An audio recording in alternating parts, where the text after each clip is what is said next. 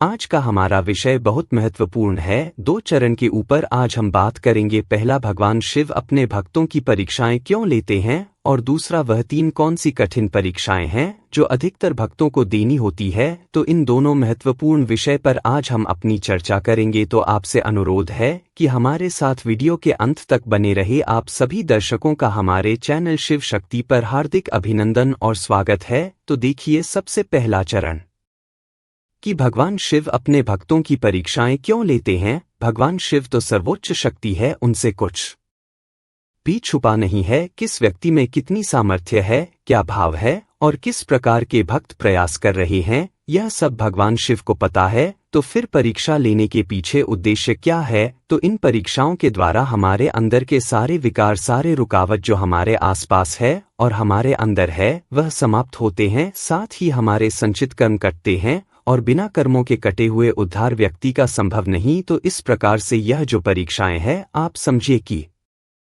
एक शुद्धिकरण की प्रक्रिया है। शुद्ध करते हैं, जितना हम ज्यादा तैयारी करते हैं उतना ही ज्यादा हमारे दिमाग का विकास होता है, हमारी बुद्धि का विकास होता है। उसी प्रकार ऊर्जा जगत में, भक्ति के क्षेत्र में, अध्यात्म के मार्ग में जितनी ज्यादा कड़ी परीक्षाओं से हम गुजरते हैं, उतना ही ज्यादा हमारी ऊर्जा, हमारा आभा मंडल परिपक्व होता है और हमारी भक्ति भी भगवान शिव के प्रति उतनी ही गहरी होती है। और इन परीक्षाओं के द्वारा हमारी समझ विकसित होती है, खुद के प्रति भी और दूसरों के प्रति भी। और इन परीक्षाओं का एक एक अनुभव एक बहुत बड़ा सबक होता है, जो हमें हमारे जीवन का और परम सत्य का असली पाठ पढ़ आता है। अब बात करते हैं कि यह 3 प्रमुख परीक्षाएं कौन सी है जो अधिकतर भक्तों को देनी होती हैं। तो सबसे पहली जो परीक्षा होती है वह है कि जैसे जैसे हम साधना के क्षेत्र में आगे बढ़ते हैं, रास्ते कठिन होते जाते हैं। और प्रारंभिक चरण में तो यह होता ही होता है। साधना में, भक्ति में शुरू के जो कुछ साल होते हैं,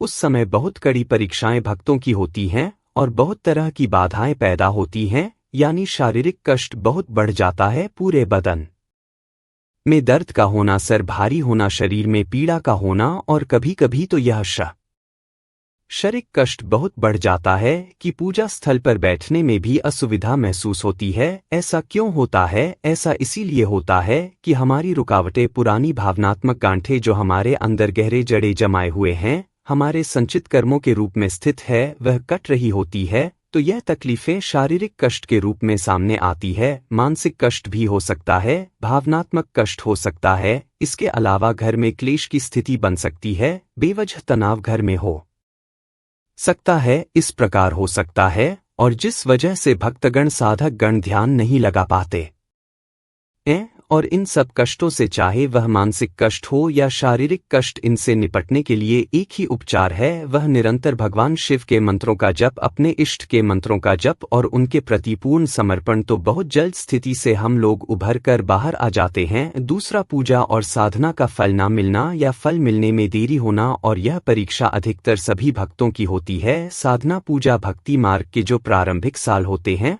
उसमें ऐसा होता है कि जीवन में कोई भी बदलाव नहीं आता और भी बुरी हो जाती है। हर दिन एक नई समस्या, नई चुनौती सामने होती है और तब ऐसे में भक्त लोग निराश हो जाते हैं। उन्हें लगता है कि भगवान शिव सुन नहीं रहे हैं, लेकिन ऐसा नहीं है। भगवान शिव सुन भी रहे हैं, देख भी रहे हैं और हर क्षण आपके मनोभावों को महसूस कर रहे हैं, समझ रहे हैं। फल मिलने में देरी का कारण होता है कि आपकी ऊर्जा का स्तर जितना बढ़ना चाहिए उतना नहीं बढ़ा है। अभी आपकी आध्यात्मिक जागृति, आध्यात्मिक पड़ाव जितनी होनी चाहिए उतनी नहीं है। जिस फल की, जिस जीवन की आप आकांक्षा कर रहे हैं, अभी आपके कर्म उतने नहीं कटे हैं जितने कटने चाहिए। और जब यह सब चीजें हो जाती हैं, कट जाती हैं, तो भगवान शिव जब देंगे तो कुछ बड़ा ही देंगे। आपने एक छोटी बच्चे को देखा है जो अपने माता पिता से गाड़ी चलाने के लिए जिद करता है, वह चाबी मांगता है। तो क्या माता पिता इतने समर्थ नहीं है कि वह उसे गाड़ी की चाबी दे दे? वह समर्थ है, लेकिन चूंकि माता पिता को पता है कि अभी उचित समय नहीं है, बच्चे का अभी वह इतना परिपक्व नहीं हुआ है कि गाड़ी चला सके। अगर वह गाड़ी चलाएगा तो दुर्घटना हो जाएगी। बस यही चीज समझ लीजिए कि भक्ति मार्ग में अगर आप एक बार आ जाते हैं और भगवान शिव से जुड़ जाते हैं, तो सही समय पर सही चीजें अवश्य होती हैं। बस थोड़ा धैर्य रखने की जरूरत होती है, थोड़ा कष्ट झेलना पड़ता है। तीसरा चरण जो तीसरी परीक्षा है, यह भी कई भक्तों के संग होती है। सांसारिक आकर्षण भोग विलास अपनी तरफ बहुत आकर्षित करते हैं, और यह तब होता है जब साधक लोग भक्त लोग बहुत अच्छी तरह से अपने भक्ति मार्ग में साधना मार्ग में आगे बढ़ चुके होते हैं और बहुत अच्छी ऊर्जा वह लोग अपनी एकत्रित कर चुके होते हैं।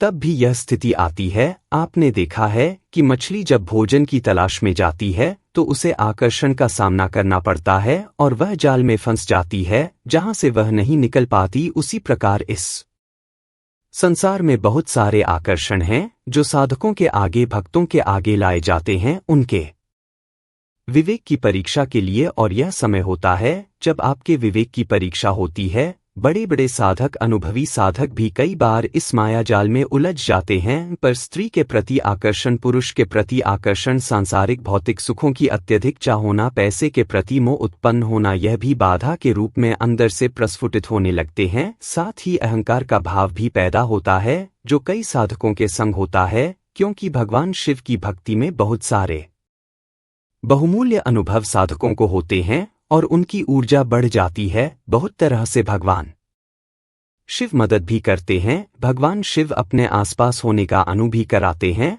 अब जो जागरूक साधक हैं वह तो अपने विवेक का प्रयोग करते हैं और इस अहंकार से मुक्त होने का प्रयास करते हैं, और इस अहंकार से लोग लालच से परे चले जाते हैं भगवान शिव के आशीर्वाद से, भगवान शिव की कृपा से। लेकिन वही कुछ ऐसे भी होते हैं जो विवेक का प्रयोग नहीं कर पाते हैं और साधना में जो उन्हें कुछ अनुभव हो रहे हैं या उन्हें उपस्थित भगवान शिव की महसूस हो रही है, उनकी ऊर्जा आसपास महसूस हो रही है, इसको ही परम सत्य मान लेते हैं, अंतिम सत्य मान लेते हैं। उन्हें लगता है कि अब सब कुछ मिल गया। ऐसा नहीं है। यह तो आपकी साधना का जो चल रहा है, पथ चल रहा है, उसके बीच के पड़ाव है। अभी तो अंतिम लक्ष्य तक पहुंचने में आपका बहुत समय है। तो यह लोग भटक जाते हैं कि स्थिति पैदा हो जाती है और जो ऊर्जा उन्होंने नाम जप से एकत्रित की है वह ऊर्जा क्षीण हो जाती है। तो यह 3 परीक्षाएं, कड़ी परीक्षाएं भक्तों की होती हैं और इस समय सावधान रहने की जरूरत है। इसी के साथ यदि आपके कुछ सवाल उत्पन्न होते हैं तो आप हमें कमेंट में लिख सकते हैं। अगर जानकारी अच्छी लगी हो तो शिव शक्ति चैनल को सब्सक्राइब करें, लाइक और शेयर करें और कमेंट में ओम नमः शिवाय, शिव शक्ति, हर हर महादेव।